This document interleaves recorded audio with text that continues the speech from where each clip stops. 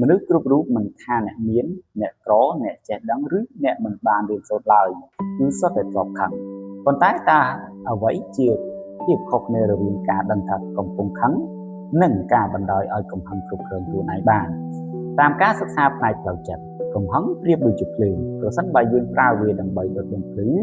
ឬចម្អិនអាហារវាមានប្រយោជន៍ប៉ុន្តែបើភ្លើងនោះឆាបឆេះដោយគ្មានការគ្រប់គ្រងវានឹងដុតបំផ្លាញអ្វីៗទាំងអស់ដែលនៅជុំវិញខ្លួនវារួមទាំងផ្ទះសម្បែងដែលយើងរស់នៅផងដែរនៅពេលដែលកំហឹងកើតឡើងរាងកាយរបស់យើងបញ្ចេញហូម៉ូន stress ដូចជា adrenaline និង cortisol វាធ្វើឲ្យខួរក្បាលផ្នែកគិតហេតុផលដំណើរការយឺតយ៉ាវខណៈដែលខួរក្បាលផ្នែកអារម្មណ៍ឡើងមកកាន់ចុងកោតជំនួសវិញក្នុងខណៈពេលនោះយើងច្រើនតែនិយាយពាក្យសម្ដីដែលមិនគួរនិយាយធ្វើសកម្មភាពដែលមិនគួរធ្វើនិងធ្វើការសម្រេចចិត្តទាំងទៅទាំងទិសតើតម្លៃនៃការខឹងមួយឆាវវាធ្ងន់ប៉ុណ្ណាទៅតោះមកពិនិត្យមើលផលប៉ះពាល់4ធំនៅក្នុងជីវិតទាំងអស់គ្នា1ការបាត់បង់អនាគតនិងសេរីភាពផ្លូវច្បាប់ប៉ុន្មានដងហើយដែលយើងបានឃើញព័ត៌មានអំពីការជជែកដេញដល់គ្នាតាមដងផ្លូវការជជែកវែងញែកលើតុស៊ីផឹកឬចំនួនរឿងតូចតាចក្នុងគ្រួសារប៉ុន្តែចុងបញ្ចប់ប្រែទៅជាអំពើហិង្សាឬរហូតដល់មានការបាត់បង់ជីវិតកំហឹងតែ3ទៅ5វិនាទីប៉ុណ្ណោះអាចផ្លាស់ប្ដូរជីវិតមនុស្សម្នាក់ពីមនុស្សដែលមានការងារធ្វើមានគ្រួសារកក់ក្ដៅទៅជាជនជាប់ចោតដែលត្រូវជាប់ពន្ធនាគាររាប់សិបឆ្នាំប៉ុន្តែនៅពេលដែលសតិត្រឡប់មកវិញ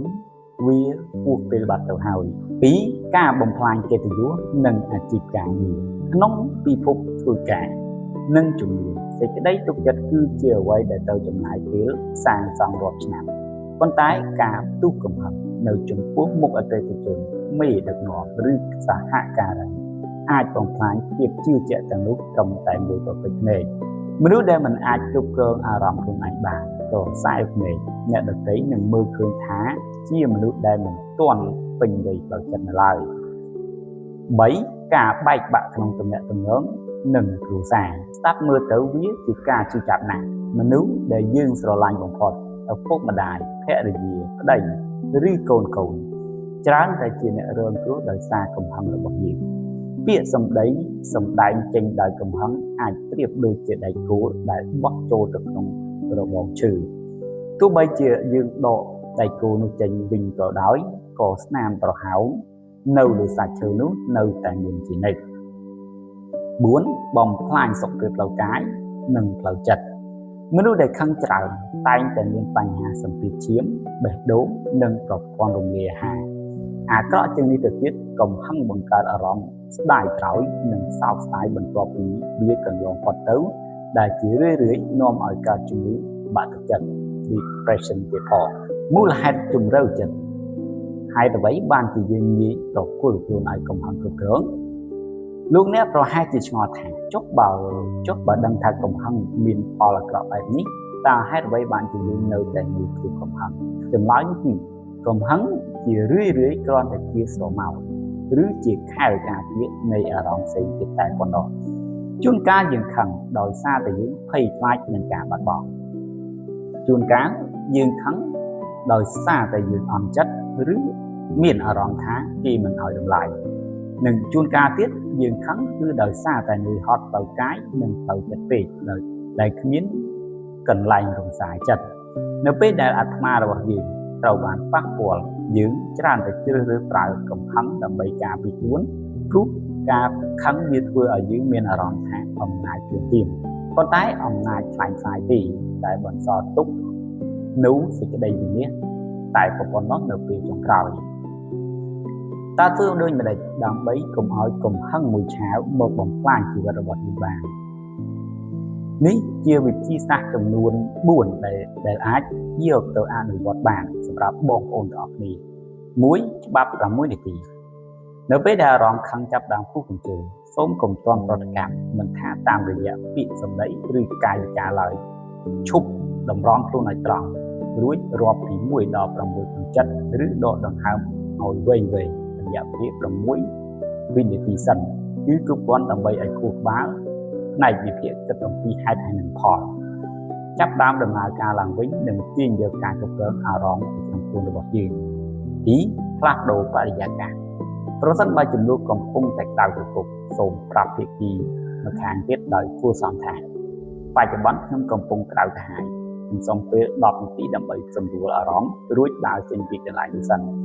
การดาวเจนมันเมนจีเพียบตรงสายที่คนใช้วีจีเพียบเบย์ชัดของการตุกจัดหลุดหนักใบซัวส่วนไอ้นูสมบูรณ์ตับเนื้อเป๊กขังส้มซัวตัวไหนทางตาเรื่องนี้หนึ่งเนื้อใจสำคัญสำหรับหนึ่งปรามเติมดอกน้ำเจียดได้ที่หรือตาการชนะจิตใจของเรียนนี้มีดำไหลสมาร์นการบัดบองบัดเพียบหรืออนาคตระบบของได้ที่บุญหัดเรียนอดอ้อนหนึ่งเหลี่ยบอกมนุษย์เพียรจานขังเอาสาแต่จ้องเอาไว้ทุกอย่างต่อปรึกเต้าตามการรำพันตัวระบบล้วนการตัวสกอท้าปิดปุ๊บลูกนี้มันอดจะเฟ้ให้มนุษย์ลูกนี้แต่แต่เธอก็คือที่เศร้าดอสำคัญน้องกาเบาเชื่อรูปดอกล้วนเป็นปีกำหังสรุปมาวิ่งกำหังมันบ้างช่วยดอสายปัญหาบอปโอนุตีคนไทยเวียดเฟื่อยบอปโอนมีนอารมณ์เศร้าสายมีนอารมณ์ทาโคชเกิร์มมีนอารมณ์ทาบัดบ้องหนึ่งจงกร้อยและได้ตัวบางพอคือจียืนหนึ่งเฮาเอาไว้เดี๋ยวต้องอ้อได้การล้างโดยสารแต่กำหังคือวิการจงวิจุนยืนมันเช็คตัวเกลือของไอ้หนึ่งเฮาจีจงกร้อยเอ็ดมินทรงสรุปใจหลังวิ่งหากำหังคือมันบางดอลพอประโยชน์ไอ้เอายืนตีเบี่ยงเบียนแต่เพียบบีเลียอันตรายแต่ปกติส่วนถ้าเต้ามันดูตุกนี้อาจกัดมาโดนบางแต่บางทีคือมันอาจตีแต่ยังอาจจีบเพื่อวิบันติมาโดนปีหมดไงเติมหมดไง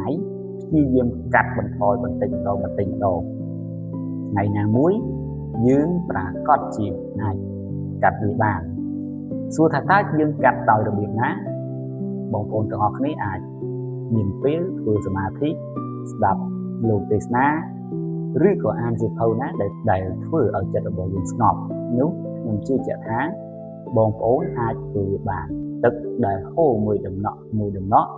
อาจจับหมออาจดัดหมออาจตุ่มลูกหมอดาบางยืนก็อาจคือบางโดยที่ได้สมออกคุ้นสมถึงเรียกพวกนายบางคนต้องออกนี้คุณเปิดอันยินสกปรกรอต้องออกนี้อ่านดำไปจำกุศล